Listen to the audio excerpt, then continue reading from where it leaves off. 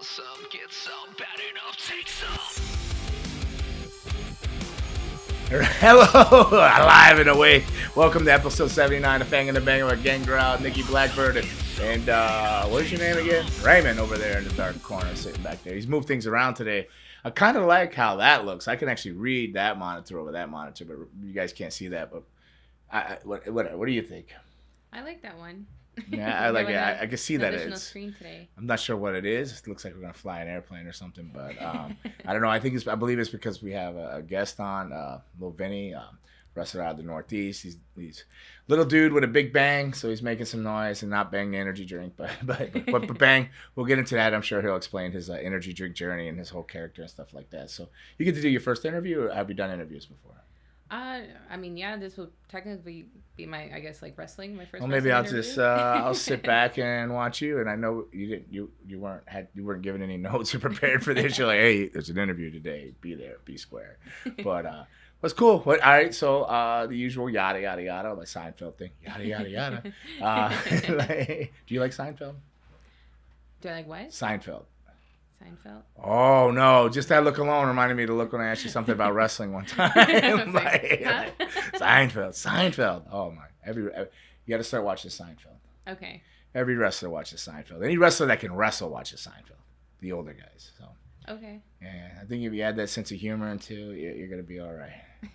You're like, I have no idea, like the soup Nazi and none of that. No, you don't know anything about Seinfeld. Jerry Seinfeld. I mean, it like vaguely rings a bell because I'm sure. Sorry, Susan. I know you liked her, and she just lost a lot of points with you over the Seinfeld thing, but we'll forgive her because she's all right. I'll bake vegan cookies.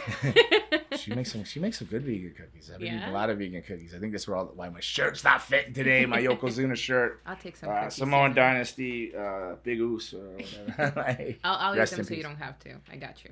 Okay, cool. But Raymond did not mutilate my Dunkin' Donuts coffee today either. I still got my Dunkin' Donuts coffee. Came in here on the slide with that. What'd you do this weekend? What's going on? Breakout? Was it Breakout? Yeah, Did you go? breakout CCW on Saturday. So were you sweeping the floors or moving chairs or what were you doing? No, just collecting gear, making sure people didn't lose their stuff. Apparently, other people have lost people's gear. Other people lose their own gear because I don't know how you can lose your gear in a building that small, but the school, the training facility. Yeah. Because we're talking about Breakout it's a wrestling show. It's not a student show, which I think it is a student show, but Nelio and the owners Dan at CCW will tell you it's not a student show. It's a Pompano Beach show. So but they do run it. There's some of the shows are strong. And booked to the gills with outside talent and stuff like that, and then some are pillaged and left with just the students, which is good because the students need to get work and need to get reps. But if you can lose your gear in that building, you got an issue. Like, I have lost my mind in that building. I understand if you lose your mind in that building because I have totally lost it a few times and found it back. I think I've been there. Yeah. But to lose your gear in that building would be very hard. If you lose your gear, you're not responsible because I constantly, when did I come back? After I say thank you and I make sure I didn't destroy my opponent, and I say thank you to the referee, yada, yada, yada, which you'll get if you ever watch Seinfeld, yada, yada, yada. But the first thing I do is look for my gear, my chalice, my sunglasses, my jacket, and usually a proper person that knows what they're doing will bring it back and sit it on the table. Now, what other people do is they go off when they're at the Bash of the Brew or Homestead or these other places. Their stuff comes back, but what they do is they go off and get drunk after, like a bunch of idiots, and then they don't remember their gear, and then their gear gets shipped all over transit as it's being cleaned up, and the rings are loaded, and there's nobody else there, and they're like, whose crap is this? You know, and they don't lose their gear. They leave with their gear. So, like, don't let them put a hustling on you on that. But I'm sure you did a beautiful job. Yeah, I mean, I'm sure you I dressed left nice. it there, just like whoever gets their stuff gets their stuff. If So, not, like, then you haven't had to collect my gear yet, right? Did I? I don't know. I don't think so. I think I did the chalice last time. Because sometimes when I look and I see when they have a young lady collecting my gear, and they come grab the chalice, if they're not into vampires at all, they're looking at all the blood on the cup and they're like, yeah, like, go there. It wasn't me. It was actually Tatiana doing gear that day. Oh, it was Yeah, Tatiana. yeah. No, she Yeah. cared. She thought I was being hurt. She was so sweet and came up and tried to help me. I can't get a read on Tatiana, but I'll talk to you about that afterward. I'm not sure what's going on with her. She does theater, does other things. Must be all Spanish theater though, or pantomime she's because in it's. school, also. Is it Spanish? I actually don't know. I'm assuming. I'm assuming out of my ignorance, there is all Spanish schools, correct? Or private schools or something. How do you do that if you're? No, I think she goes if you to don't speak public any school. English? How do you do Well, that? I know that a lot of places have programs where they have Spanish classes within their schools. Because I mean, I went to FAU and they had some Spanish programs. For people. Well, I guess Romeo, that doesn't translate to Spanish, does it? Yeah, Romeo y Julieta. Oh, say it, please. Romeo Say and it again. Juliet. Romeo y Julieta. Yeah, but say Romeo, where art thou, Romeo in Spanish? This is that, Romeo, right? No, the craziest thing is when I moved from the Dominican Republic, I was barely learning American English, and then I started learning Old English in language arts class, and I was like, what the heck is this? So I can barely speak English. Imagine Old English. I'm like, this is not. Well, I just hope Tatiana's not learning her English from me, because every other word will be a cuss word. What are you guys? Pop, beep, beep, beep, beep, beep. She's gonna be a cussing machine in the future. Probably. Or everything's gonna be a gimmick. She's gonna have wordings that doesn't fit in anywhere else. She's doing well though. I think Yeah, she looks a little overwhelmed right now. She looks overwhelmed. I don't know if it's my fast talking or the fast pace I picked up, because I've gone back to my Raymond. You'll be proud to know. And I know TMD, you don't know TMD, but you met TMD once, Joe. Those guys are glad to hear when I slip back into my old training mode where people literally just break down and start crying. I heard you were scary. And walk out. I don't know if I would have survived old Gangrel. Nelio was like, hey, Brian Cage is coming by to film some stuff for Red Content. I was like, oh, I'm good. He goes, oh, Brian said you're the scariest person he ever met training, because he came in when I was running LA out there with Rikishi and Reno and Hawaii. It was called Knox Pro, and it was ran like a dojo. They in the ring, they were doing wrestling or doing some type of training of professional wrestling. On the outside, I had pads, and they were submission wrestling, shooting on each other. Oh, wow. And then over in another area, they were doing some type of squats or bridging over tires constantly, and these areas changed and rotated. So if you were done cardio and bridging and stuff like that, you move to the submission and move for move type of, I don't want to say jujitsu, but submission wrestling, grappling, and then you move up to the ring, and then I just kept rotating the things, and I'd go work each area. Some of those other areas kind of police themselves, or if I had somebody that was an amateur wrestler or was schooled in that type of submission wrestling, I'd have them running it. But I was I've had many people just walk out and leave and cry and this. Probably would have. So have you ever watched The Swamp? You watched football stuff? Yeah. So you have Netflix. There's a thing called The Swamp. It's about I'm not a Florida Gator fan. Yeah. But when the Urban Meyers comes in and stuff like that, that's how I used to train and coach. And I'm thinking, I need to get back to that. Then Dion, Primetime comes back, and he's doing the same thing. I'm going, I think the world's turning back around. I think I could slip back into the old me. F this PC shit.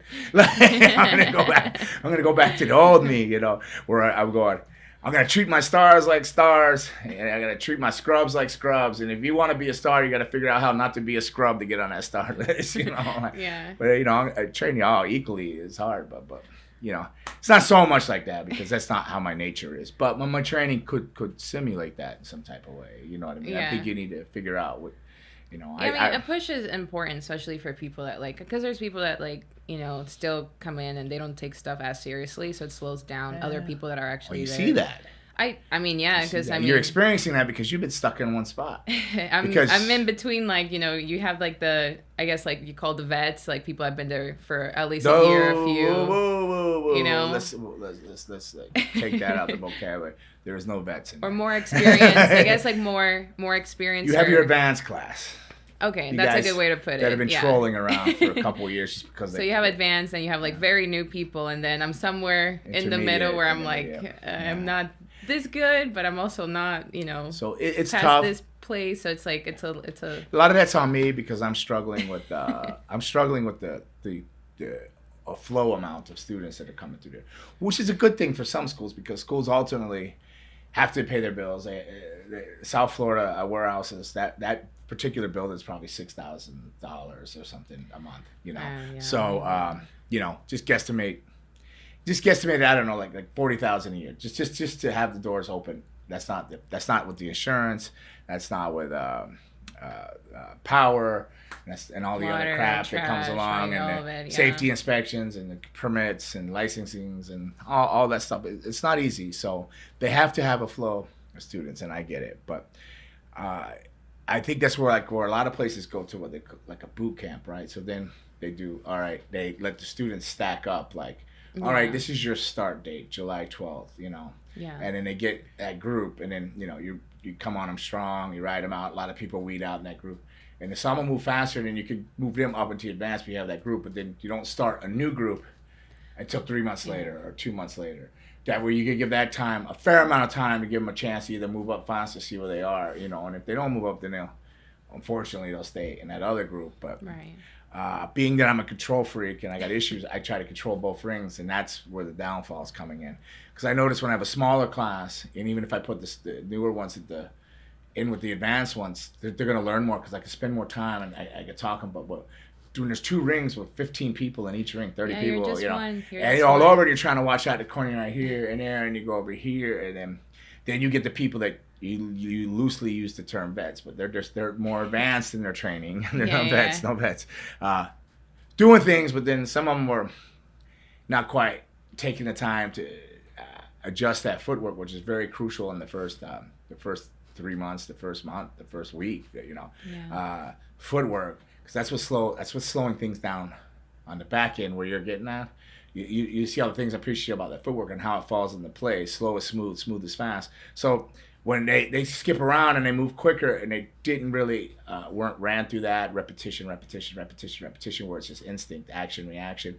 You don't think about your steps. They're over there looking at their feet like Matt Wood. I don't know what the fuck he's doing over there. Like constantly looking at his feet, or his crotch. I don't know which one. Either. It's not good. There's no money down there. Your face is your money. It's up here. You take your face. You invest it in the camera or the crowd. Make some money. You invest it in make interest.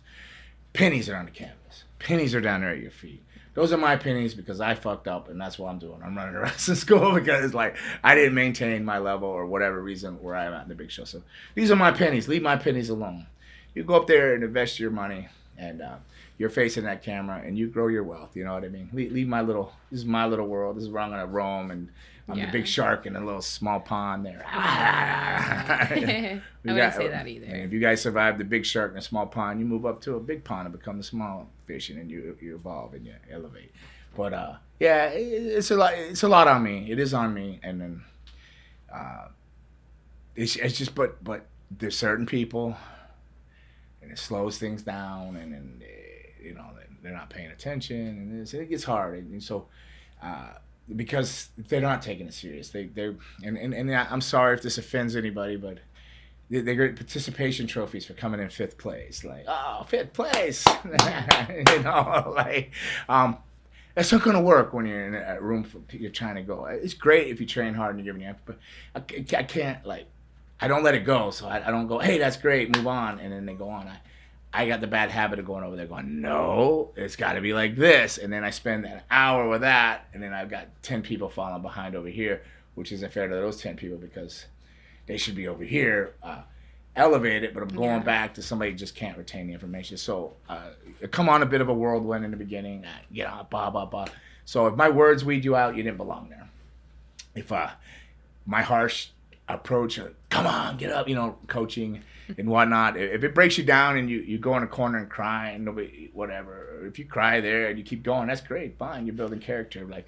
But if you go home and quit and don't come back, you didn't belong there. Not nothing like this world isn't easy. We've all been there, a little cry on the side and get back to it. I had them used to go I gotta go to the bathroom, and then I'll come back and I'll see their eyes have been water, and then, but they don't quit, and I respect that. I respect the hell out of that. But what do you got, Raymond? Who do you got on there? I was like, I know someone like Look that. Look at this guy. He's pushing his G Fuel already, Raymond. What's going on? All right. I guess we got Nicole. You get to do your first interview here today. We got a friend of mine, young rising star. I told you he's a big bang. He's like dynamite. He's a smaller package, but he's explosive. He's full of energy. I don't know if it's all the energy drinks he drinks or whatnot, but Vinny Pacifico. How are you doing, Vinny? I'm doing very good. How are you? What's going on, man? Just got back from the gym, doing some errands, a lot of stuff going on, but very happy to be here. You getting married too? Yes, I am. 2 months from now, I believe. Oh, wow. Who's planning that? Yeah. You or her? She's doing everything. I was gonna say, I'm like, I don't know if you're doing a lot of the planning, especially with everything else you got going on. And you got, I'm trying. She's really working very hard. She's making everything. She's doing all the decorations. And this weekend we had her bridal shower, and her friends did a really good job for her, and she was very happy with everything. So I'm very happy. Awesome. It's good. What do you got going on new in your world now? A lot. Besides I'm going wedding, to Japan besides later the this wedding. year. Oh, yeah. I'm going to Japan later this year. I debuted for New Japan last month. I literally just signed a deal with G Fuel last month, and it's been very busy, very grateful for the opportunity I'm given. And I'm just really looking forward to taking things to the next level, as always. Tremendous. Tell us about the New Japan. Well, I saw a clip of it where literally you were selling something. You crawled to the corner, and like spinach, he pops open his G Fuel energy drink. He drinks it, and then he, like almost like Jerry Lawler dropping the strap, you blow sort of a comeback into whatever you get into there. That's a great way to think of that, actually. The strap drop. I'm gonna start using the strap drop. I'm gonna start using that. So I was in the gym hitting crunches, and I got an email from New Japan to book me that date. I'm in the area. They had a show in Philly, and I was game. That was it, and I was there. The match went really well. In that spot you mentioned, they clear that, of course, because that's something that it's different, and not every company will be okay with that. Licensing, and how logos, like how logos could be, like, you get in trouble for that and stuff. So you never know. Like, but they were cool with it because they do what they want to do and everything. Duncan, there we go, baby. So they were cool with everything, and I said, all right, this is great. Did the spot in the match with the sell in the hold, crawl over, G Fuel it up. And in that moment, it went so well, and just the crowd erupted so perfectly. I can't even explain how great it felt. It was the coolest moment of my career. Well, I've known you from being with you on shows and everything, but I don't want to tell your story. Why don't you break down your journey through wrestling, where you trained at, just your quick, brief story, however you want to tell it, up through the thing. I like to hear about Bang. I know you don't want to mention it here, but I don't think they even exist anymore. But you did that deal, then you went to G Fuel, but where did you train at?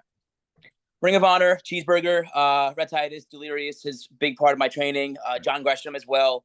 Throughout the years, I've traveled, went to England, did a lot of really cool things. I've had the chance to work for NXT last year for like a single match against Joe Gacy, someone I also am very cool with, and I respect the hell out of him.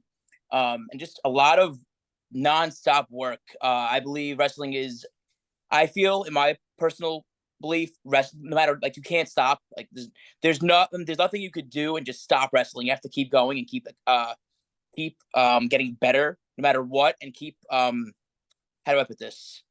It's a never-ending ladder to get to the top. Evolving. Exactly. It's a never-ending journey just to get to the top, and you can't ever be complacent with where you're at. I've learned that. So how long have you been training now? Wrestling now? I'm wrestling some 10 years.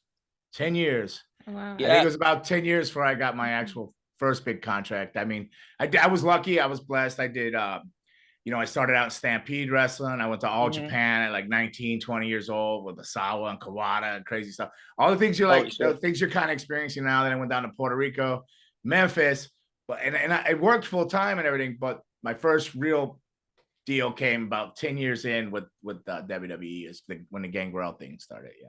How'd that come about? You don't mind me asking. How was that experience? What?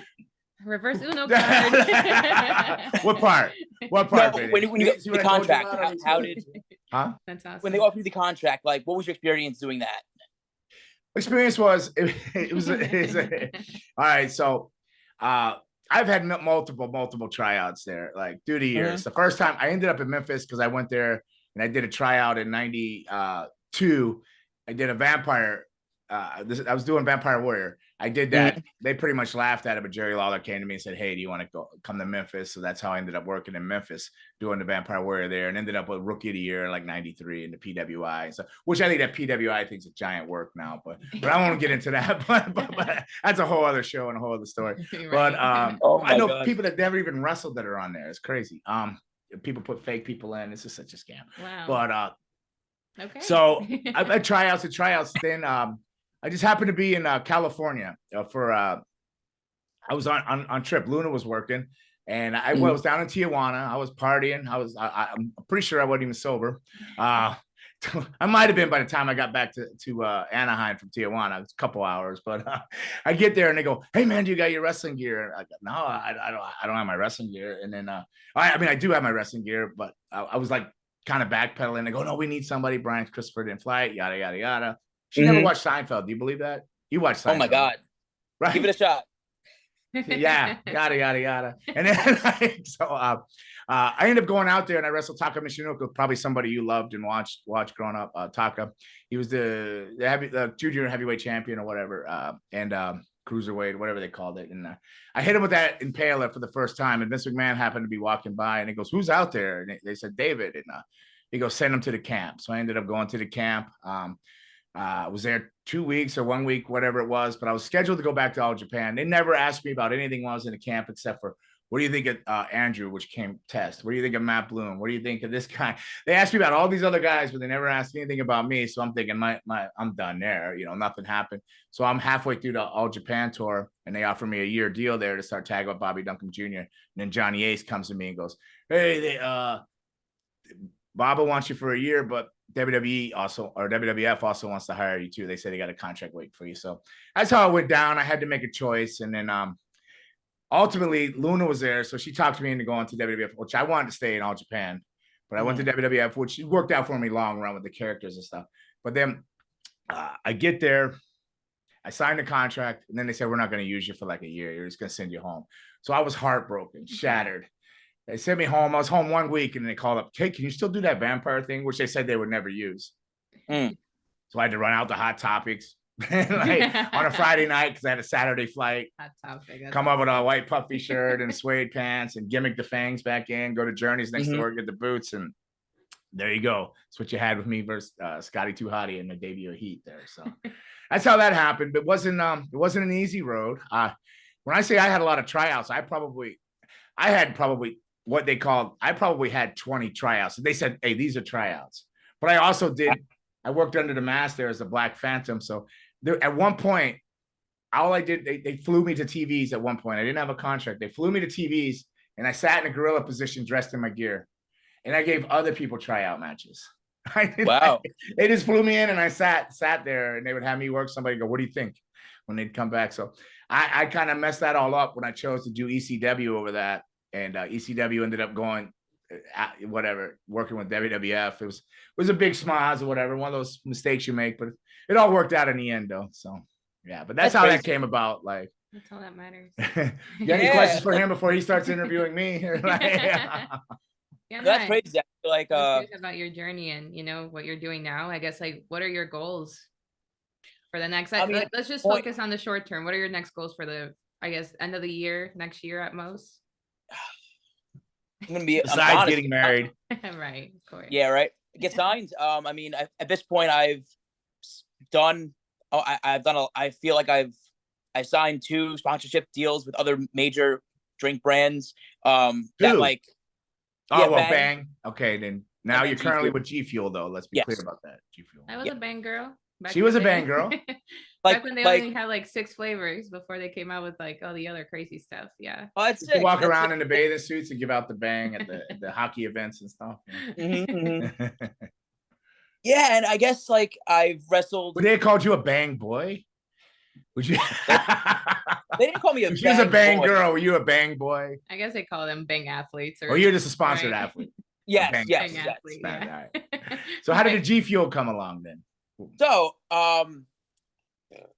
I'm doing this Bang thing, and like Bang was really happy with what I was doing, but again, Bang was going through a lawsuit, so they were not focused on what the athletes were doing. Sadly, they were just really focusing on what they had to do to get above water.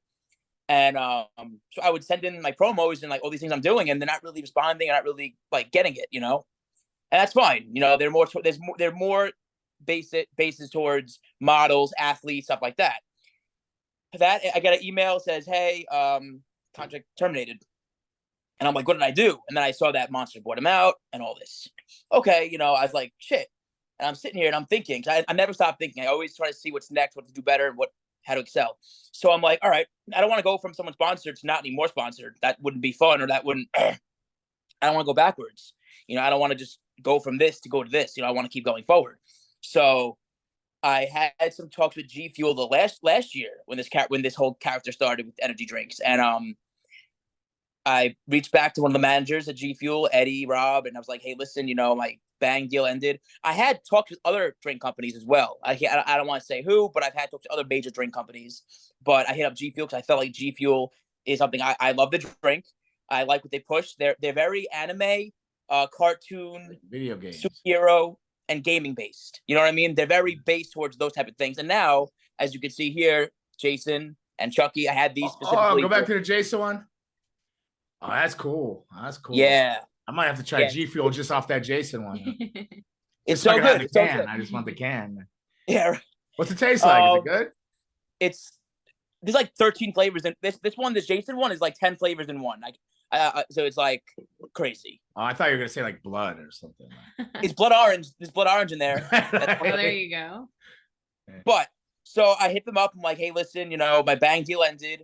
I was more interested in you guys than the other company offering me something, and I was like, what do you want to do? And they're like, they were like sold on me, but they were saying like, hey, listen, we don't really do athletes. We're not. This is like, you're going to be new to this. You're new to us. You're an athlete. You're a wrestler. This is different for us, but we're going to give you a shot.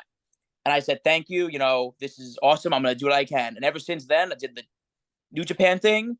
They put me in and then once I did the New Japan thing, they were like, this is legit. This is really sick. And then the promos I've been doing, they're loving those too, and sharing them, and they're getting even more views than they ever gotten before. So it's just really, it's a beautiful collaboration we're doing. And ever since then, they put me in a commercial with Champion Clothing. They're doing a collaboration of Champion and G Fuel clothing. And they had me for one of the commercials. Is that when you were in San Francisco or somewhere? Or? The commercial was in actually. I saw a picture. I thought I saw the Golden State Bridge behind you or something like that. That's the George Washington Bridge. Oh, my bad. Of course. Close enough, right? George Washington. Close enough. Wrong coast. Yeah, right. But yeah, it's just been beautiful so far. And also the best part about them is they call me, they give me ideas, they give me like opportunities. Like Bang again, I give Bang tons of credit. They've skyrocketed me as well.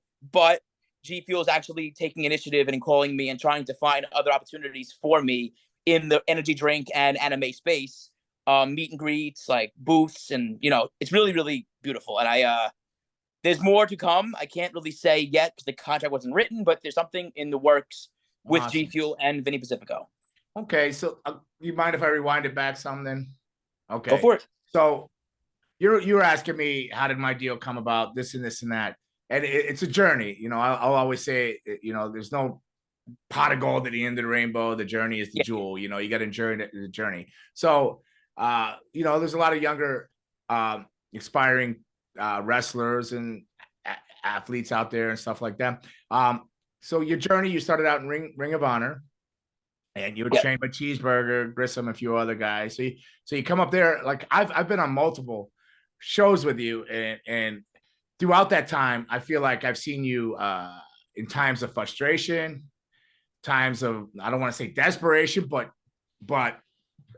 at a point that you're thinking, I got to make something happen, or what am I doing? I got to get on with my life, or I got to be a wrestler. I got to, I'm either all in or I'm all out, moments like that. And so what you come along, so now you're here with G Fuel, you're doing New Japan and stuff, but can you give us a little bit of that journey, like in your own words, this maybe so it can help other people not give up, or see what you see, or give them a little bit of guidance, maybe you could be like a little, what do you call that? Light bulb? Yes. No, not a light bulb. Lighthouse. Lighthouse. So, Bring them in from the sea. Maybe they're in rough waters right now, and they're like at that point, do I give up and go be an insurance broker, or do I become a professional wrestler? So for me, it was wrestling my everything. Wrestling has always been number one. I told my fiance when I met her, this is my everything, Carly. Like, I remember you told me that. Yeah. I couldn't believe you told her that.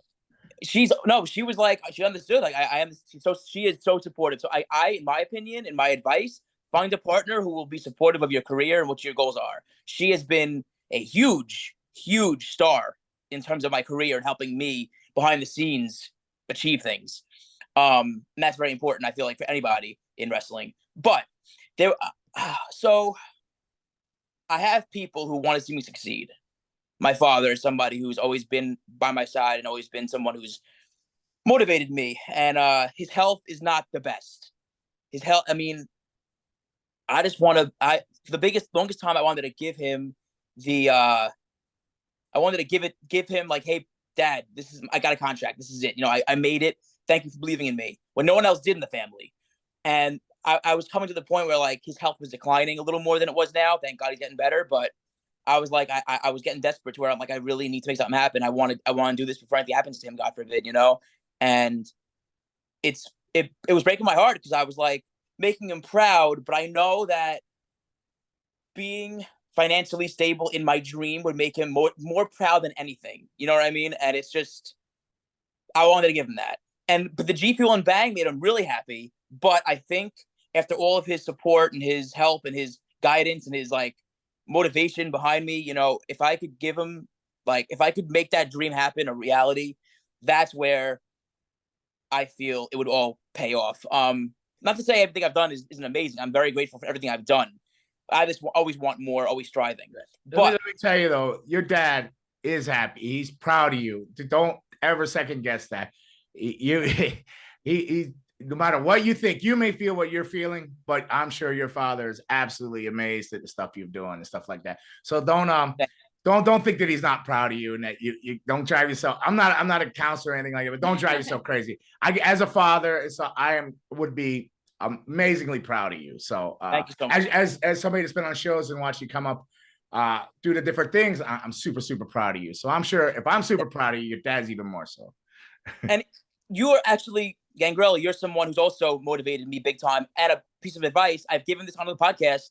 If you're on a show with you, Gangrel, go to him for advice. Like when I started this character with energy drinks, I asked you for advice. I'm like, hey, what's the next step? How do I get to that next step? You said, get yourself a contract, not in wrestling, but something that involves energy drinks. And 2 months later, I got that in an email. So it's just you gave me that motivation to find what I needed to get me to that next level. Yeah. You really did. Brand, build your worth. Bet on you. Yeah. So for anybody in wrestling who wants to know how to get to that next level or how to get better in terms of just getting your knowledge straight, definitely find the veteran on your show to ask advice and just come up to them and ask them about your match or anything like that. That has always been really good for me. And that's why when anyone asks me to watch their match, I always make sure I do because people did it for me when I needed it. Yeah, and I just don't give up because I've always believed don't give up. And no one's going to do it for you. No one's going to make anything happen for you. You have to do it yourself.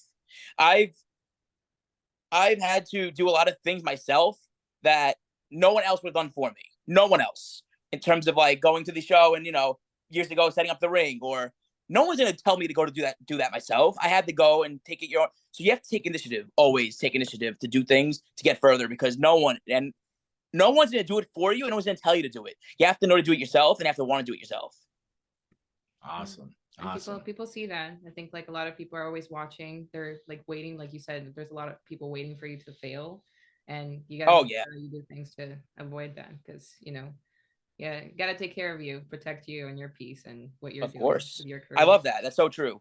And your peace, yes, that's a big one. Protecting your peace. That's something that's so important because if you're doing these things, like this week I have so much media and I'm so grateful for it, but if you're distracted and your mentality isn't there, you may lose out on opportunity there, and you don't want that. You want to be able to be dialed in at all things. So you want to adapt. Also, that's another thing, adapting to every single circumstance. I had a show recently trying to think of the situation. I slept 4 nights in a row in a plane. I've had 4 different cities and they were all across country. So all nights were slept in a plane and I had no time to go to a hotel. So I had to adapt to sleep on a plane, wake up, stretch, take a shower and wrestle. You know what I'm saying? So you have to be able to be ready for all these obstacles, you can call them, and be able to adapt to these things because you never know. And when you're able to adapt to these things before you're signed. No, go ahead. So, listen. No, but if you adapt to these things now, like I wrestled in cold, I wrestled in hot, I wrestled in overnight where flying over, you know what I mean? I've done all these things. And if you're adaptable and you could do these things without even second guessing it, you will be somebody that you can be counted on, I believe, Right. So that's something. As you're doing these things, Vinny, as you're doing these, as you're not sleeping, you're cramping on the plane, you got to stretch, you got to shower in the venue, you're running, you're barely making your shows.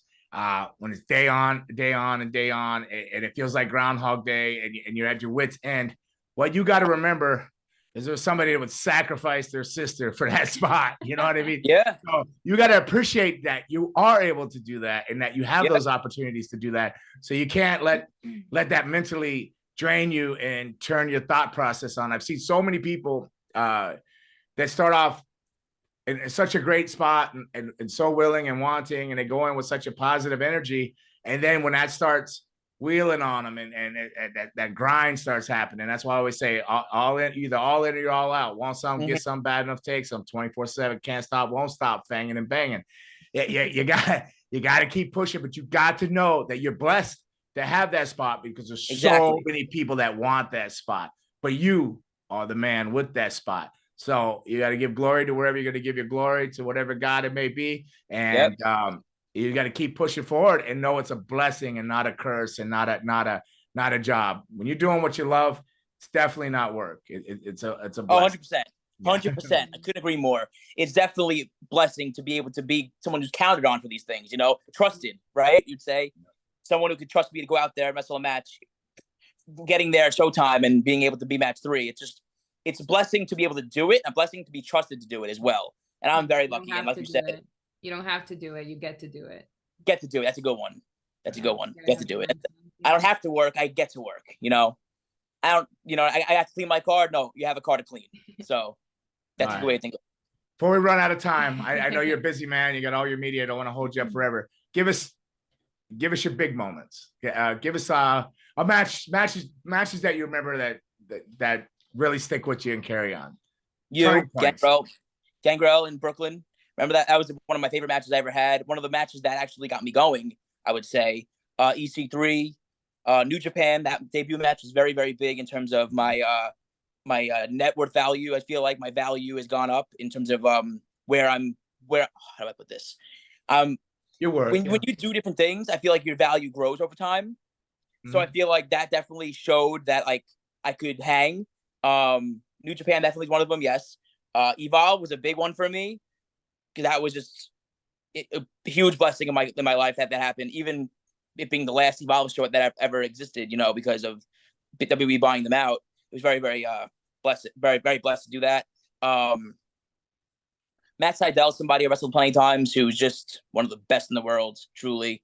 Getting to be featured on the Kurt Angle podcast, that was a huge career highlight of mine, because he's someone I looked up to as a kid, and that was just out of nowhere.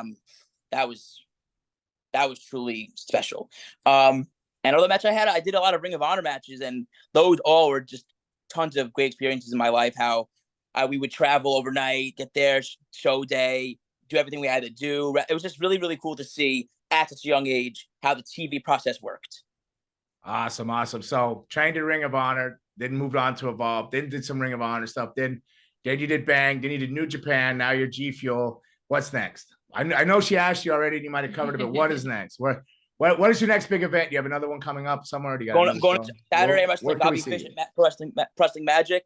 I read in that one building. I wrestled for Wrestling Magic a few times. Yeah. You know that building. The famous. It's in the little neighborhood right there, right? Yeah. Yep. With the 7-Eleven down the street. That's where I always eat out of. Yeah, exactly. You walk right there. Yeah. I go down there and get my energy drinks, but I'm not gonna tell you what energy drink I drink. But I'm gonna try G Fuel just because of you. Today before class, I'm gonna show up with a G Fuel, but I'm gonna try to find the 10 flavors of Friday the 13th. There, Jason. You got Jason. You got and then you got Freddie over here as well.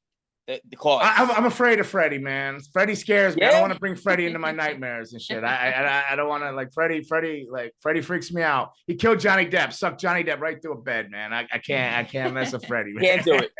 Are you a fan of Chucky? No, I hate that little bastard. You remind me of Chucky, but I like you. You're always go. Come here. I gotta tell you. Come here. Do a promo with me. Do an energy drink thing with me. You're gonna spray the blood. I'm gonna drink it. You try mine. I try yours. You spit it out. This guy's always trying to produce promo segments with his energy drinks. Yeah. The chalices in the blood. And one of them was really good. I like the one we did it kind of off on the side. There was like some weights over there. That was a fun one. In New York. Mm-hmm. Yeah, I didn't see the other one though, but that was a fun one. That one of my first ones, actually, I would say. So thank you for that. But yeah, next big thing, I'm going to Japan later this year, December. Did you go already? When you did New Japan, was that in Japan or did you do it in the States? New Japan was in the States, in Philadelphia. So now, is this your first trip to Japan? Yes. Ooh, not la, going la. to Japan, Ooh, la, la. but That's awesome. That's exciting, huh? Where are you going to? Tokyo or where are you going to? Osaka? Narita, Tokyo. Okay, yeah, there's two airports. Narita's one. I love Japan. I haven't been back since 1998. Well, I did a military tour a couple times, but I did 18 different tours up to that point. You know, I started out in all Japan. Then I went with IWA, did all the monster stuff, Freddy Krueger's and Jason's and Leatherface's, and I was a vampire. I love it. Rode through all that. Then I finished up with that last tour of all Japan when WWF hired me. And I haven't been back since. I've been heartbroken. I absolutely love Japan. And I think you're going to love it too. And I'm very excited for you. More than the G Fuel and this and that. I'm excited for your first trip to Japan. And I'm very proud of you. Yeah, just so happy for you. I can't tell you how happy I am for you. Do you have any more questions for him so we don't hold him up before we ask him how to find him? Or you sure? Nothing? Raymond, you got any questions for him? No, you don't have nothing over there? All right. Well, where can everybody find you on their social media so they can follow you and get on wherever? Twitter is Vinny Pacifico 1, Facebook Vinny Pacifico, and Instagram Vinny Pacifico. Simple enough. It's a really good name, isn't it? Yeah. That's a good name. It's catchy. It makes me want to go to the Keys and have a beer like Pacifico. Like, it sounds Pacific-y and islandy and Vinny and it's full energy. Well, we won't take any more time. Thank you for coming on, Vinny. Blessed to know you, man. I'm proud of you. Don't ever question your father. I am sure he is over the moon, happy and proud of you. Keep working hard, though. I mean, you got to have your goals and set your sights, your focuses. Don't stop being you. Don't change for any money. Yeah, I think you're going to be just fine. And thank you very much. Take care. See you 11/11? What's that? Well, I see you 11/11? Possibly because they haven't bought my flight yet. I keep asking them about the flight, but yeah, if not, I already looked it up. It's in New Jersey. I got to fly into Newark. Actually, Newark will be the closest airport, I think. Yep. Yeah, because it's like a little bit north of Ridgefield. A little bit. Yes, it is. Yeah. So more than likely, maybe you sent the invitation, all right? Yes, I'm getting that to you this week. Okay. All right, man. All right, Vinny. Thank you, man. Good luck on your journey. Thank you. Thank you very much. Appreciate you. Well, what'd you think of Vinny there, Nicole? No, he's definitely I can tell he's a good kid. He's definitely super energetic, which is great. Yeah. Small package like dynamite, right? Explosive. Yeah. You know, as I talked to him, I realized like I've been around on my shows, but when I go to do like I don't know if it was an interview, we were just having him on. I don't know what you could call it, what that just was. It didn't feel like I was interviewing anybody. It just felt like it was just a kind of a conversation. What's up? And hey, Vinny, what's going on with you? Because that's kind of like how everything I hear now is basically what I hear from my shows. But like he's always one that'll ask for advice. What do you think? How do you do this? You know, and I guess as he was bringing up there, I guess the biggest thing I told him was, you know, invest in yourself, brand yourself, go out and try to get a contract with an energy drink or something else where they see your worth, and people in wrestling, you know, the industry will see your worth. And that's important. To the words, he's went out and done it. So I am proud of him when I say that. And he is a good kid. And never a problem in the locker room. Always polite. Give you your chair. Tote your bag. You need a drink, Gangrel? You need something to eat? You know, like, super nice guy. So, but it's good. I'm happy for him, and I'm glad you got to talk to him a little bit. Even you stayed quiet over there. I was listening. I was honestly listening because You like that insurance broker jab? I was like, damn, Right. You got me. All right, too bad. I got a text message. Somebody going, "Oh, you're interviewing." A friend of mine says you're interviewing Vinny. You should put him on the spot and ask him about one of his other trainers. And but I almost did it. I could say his initials, RBR. Oh. Rude boy. But I would never. I don't know if I would have put Vinny on the spot. Like, he's too nice of a guy. He would have blushed and probably just. Plus, I got to figure out if I can make it to his wedding or not. Like, because I'm supposed to be in Chile, but I don't want to say we're haggling, but we are haggling over money. I'm like, exactly what are you offering me? And I would do it to see Chile, but like I am so busy. The last thing I want to do is fly all the way down to South America and come back. You know, I've never been to Chile, so that would be really cool to say, okay, I wrestled in Chile. But I'm also at the same time pass going, oh, it's really cool. I wrestled there, you know. Yeah. Like you'd have to throw crazy money at me to go to where you went over back to France or something. I have lost nothing over there. Yeah. Lost nothing over there. I like some of the wrestlers from there, but I've lost nothing over in France. And people say, oh, it's a city, a beautiful city of love, and this and that. All I seen was people trying to pick my pocket at the train station, hustle me. Food was good though. Food was excellent. But you know, I'll stick with like Italy. I love Italy. Italy's good. I'm dying to go to Italy. Spain is amazing. Madrid, it's a great yeah, town. I've been to Madrid. Been on the beach Beautiful. with the fires till sunrise. Yeah. It's awesome. The food there is awesome Madrid's too. good. I gotta get Susan over to Madrid or something. Yeah. I should rib Susan to bring her to England with me in December. Like, Oh, be that's... brutally cold. She'll never want to come back to England again. She'll be like, I ain't taking any trips. You brung me over yeah, here. it does get cold. Yeah. Because I'm not even sure. Like, I made a deal where I was supposed to do a certain amount of shows, but now these shows are kind of not coming through. So it looks like I might be sitting there with a day or two off, which would be perfect if she wanted to be able to go see it. But, Yeah, to just but I meander don't want to around. walk around England in December in the cold. It's Yeah. so cold there, man. It's so cold and rainy. I see my cousins are over in Ireland right now, and they go, this wind Oh, and this yeah, weather. It was beautiful one minute, and now the wind is going 100. It's not raining hard, but the wind's blowing 100 mile an hour. Well, it's Yeah, Ireland. no. It happens. But that's all. But yada yada Especially yada. after living on the beach in Florida. What did I tell you about the Seinfeld? He's a young kid and he watches Seinfeld. Seinfeld probably wrapped its season before he was ever born, like Oh, last gosh. season. But you gotta watch Seinfeld. Yeah, no, Yes. no, I have it in my list of things. I do follow your advice. Christmas I do. list for Nikki. Seinfeld DVDs. I think I might have. I don't some. even think I have a DVD player. I was gonna buy a Seinfeld game in the vegan was shop like, the other day. They had a Seinfeld trivia game. I might go by the vegan shop. No, not today. Now that I think about it, I really don't have a DVD player. Oh, I don't someone- either. I don't either because I was at High Spots. Damn it. You know the store. They sell rings, highspots.com, Yeah. wrestling boots, and they go, "We'll give you all the DVDs you want. We got trailers of them." And I was thinking of looking. It getting was new knee Free pads. Birds and Bruiser Brodies and this. I did get my knee pads. I got my knee. Yeah. You I should have need told me I to. could have grabbed you some when I was there. Yeah, well, I don't know. But don't measure them and do them because your legs Well, are different. You're probably not Yeah, because sure the ones I have, they keep slipping out, and I woke up today with the biggest bruise right here. I'm like, I don't know where this came from. Sweetness, gnarly. Love it. Yeah. I was That's like, from what the bumping heck? bad I know. on It your was elbow. I can tell you what that's from. Body slam. It was 1,000%. You're reaching back. Yeah. and- yeah. I was scared to death, I was it. No, it was when Noah grabbed me and I was like, oh God. I just held myself and I was like, yep, I'm gonna feel Noah's that afraid to tomorrow. fail when I'm watching, so he could have lifted the world. You had to have really fought against him. You'll figure it out. It's a big trust. It's a lot of trust in wrestling. A lot of trust. But all right. Well, we're running out of time, so we'll go for this over some episode. So what do you got questions. going on over there? I seen Raymond. He's giving you the go home. So what's going on? What's up? That's a very long username. So at Noob King Nightmare Vince there 676 wants to know, do you think the Brood would beat the House of Black? That's Malachi who and Brody. Who's in the House of Black now? That's all the big dudes, and then and what's his name? Rhea's husband, right? Or fiance? Murphy, Buddy Murphy, or whatever. They are all huge. Power to power, no. Entertainment wise, it'd be. How are we looking at it? Just like wrestling, or just this faction will beat this faction?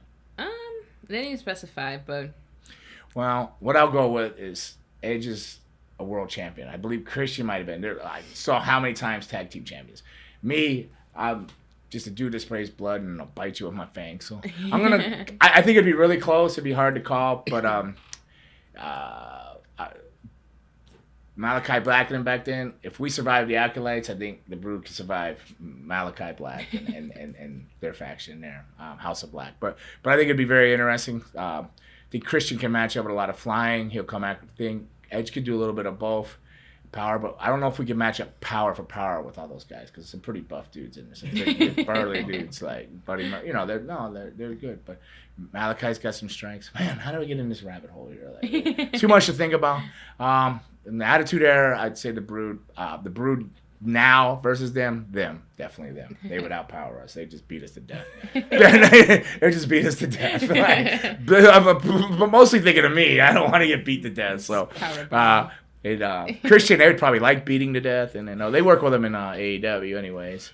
Edge is too nice. They'd be like, Edge, just don't tag in, so we don't kick your head off. Let's see. Alex Chera, 9079, wants to know, what is one thing you would like to see happen in your wrestling career before you hang up the boots? I would like to see. Man, that's a deep one. We got deep no. quickly. In my wrestling career, I would like to see. I don't expect a lot. One would be great, and I've already had one with Miro and Jacob Fatu. But I would love to see 1, 2, 3. I would love to see my students succeed in pro wrestling industry. So I would love to see one of them go and have a good run with WWE. That would be awesome, because anything happiness that came to them, anything the great that happens to them, that's happening for me, and I would just be like overwhelmed, kind of like I'm proud of Vinny. I would be just overwhelmed with being so proud and stuff like that. So I would like to see that again. That's awesome. Good question. This username. At Satan Squad wants to know. Satan Squad, Raymond, is that you? The Lord bless you, dude. Man, now we're gonna bring up Obama and these videotapes and all this stuff. That'll be next podcast. That's another. I gotta go back. Who's your favorite promotion / territory to wrestle for? What was my favorite? They all are, to be honest. They all are amazing in their own way, and they were all terrifying in their own way. They're all very difficult in their own way. Calgary is very aggressive, fast style, but I wasn't there very long, so I'm gonna rule it out. But I learned so much there training in the dungeon with the Harts and Bruce Hart and all their families and the different Calgary talent there. So that was amazing, and it was my first break. And then All Japan was amazing. That's all I ever wanted to do. So I could easily say All Japan because I went there young, didn't do it, and I only did 3 trips with All Japan. So it's not like I worked in a territory, but it was a Japan territory. They ran, but that was my favorite place to work, is Japan, for All Japan. I love Japan in the whole, as we talked when we were talking about Vinny, so I'm super proud and excited for him to go there. But Puerto Rico was tremendous too, but I was like a wild man down there, and I was partying and drinking and whatnot. And so I'm gonna go to USWA, and I'm gonna have to go to USWA Memphis because I wasn't drinking as much then. I wasn't partying as much then. It was like kind of a low period in all the craziness of the years. It was like a lower, quiet period there. The travel was hard, 3,000 something miles a week, $40 a night in the town. But I guess Memphis, because I went to Calgary. I was trained one way by Boris Malenko and Rusty Brooks. Went to Calgary, got a whole other style of training, very aggressive, hard. And went to All Japan, it was like a war zone fighting. This is what it felt like. Puerto Rico felt the same thing. So when I came back to Memphis, I came in with that buzzsaw attitude, was killing everybody, and then I couldn't figure it out. And then Scotty Too Hot, he talked to me. He says, "Everybody hates you. You're killing them all." And then I figured out I had to go back to how I was originally trained, and you mix the other stuff in without killing people. And so Memphis was. I learned a lot in Memphis. Learned a lot under Jerry Lawler, amazing guy. Helped me so much. Always quick to give me advice and stuff like that. I worked in matches with him. Never even. I don't know that he ever even called a finish in the matches when I worked with him. He just says, "I'll see you in the ring. I'll see how we feel." So on that note, you learn so much. You just got to go in there and listen and trust, Nicole. Trust what they're going to do with you. Trust that person. You can trust anybody in the ring. You can trust Jerry Lawler, especially when you're a new guy like me. So Memphis was USWA. Awesome. For multiple reasons. It was multiple reasons. It out edges. All of them are great and amazing, and I could tell you great things and amazing things about them all. And then I was blessed to be in any of them or around them or associated or in and out of them. But I'd go with Memphis. Awesome. Greg Irwin 6791 wants to know, were you excited to join the Ministry of Darkness? No. No, everybody thinks, the Ministry of Darkness. No, because I knew that was the end of the Brood. It was going to go Brood to the Ministry, Brood breaks up, feuds the Ministry, then Brood's done. You can see the writing on the wall if you've been around. I was with somebody that taught me the black and white, no gray, So you kind of see it. So, and then that's the way it went. So, but was the Ministry cool? The idea of the Ministry was great. The storylines were great in the Ministry. Mm-hmm. The reason I wasn't excited is because I felt like it was the end of the Brood. That's why. And the Brood was an amazing thing, but I get it. It was something special that wasn't supposed to happen like that. It had its moment. And it was a lasting moment, and Christian and Edge came out of it to go on to great careers. So but yeah, that's why. Nothing against the Ministry. It's just it's just I knew it was the end of the brood. Yeah. Yeah. I was supposed to bring fan art today. That's what I forgot. I was going to bring in some fan art because the people from, I said Fort Myers, and then I forget their name again, but they wrote from we love you in Fort Myers. They brought this fan art, different things. I got to bring it in. I got to remember. And old David over there, he sent me 100 questions trying to ask me how to get his daughters to want to go to church, I think. I don't know. You just drag them into church and sit them there. I gotta figure that one out. But that's random. I want to say hello to David, too, out there, as he's always listening, loyal and stuff like that. And Yesenia is always listening and say hello. Have you met Yesenia yet? Is she following you? I haven't, no, but I've seen her comment on Especially she's not following you yet, or David's not following you, but they're good people. David, they're all yeah, good. I don't hello think so to you yet. all. Thank you for your loyalty. All right, we got time for one more question. One more question. Yeah, we got so about this one is a financial question. Oh, well, forget it. From Hawaii Food and Fun. Maven said he made 400K. Hawaii Food and Fun? Yeah. Oh, that sounds fun. Yeah, Hawaii Food and Fun. That sounds good. Book it. Book it. Maven said he made 400K in his best year. What was your best year?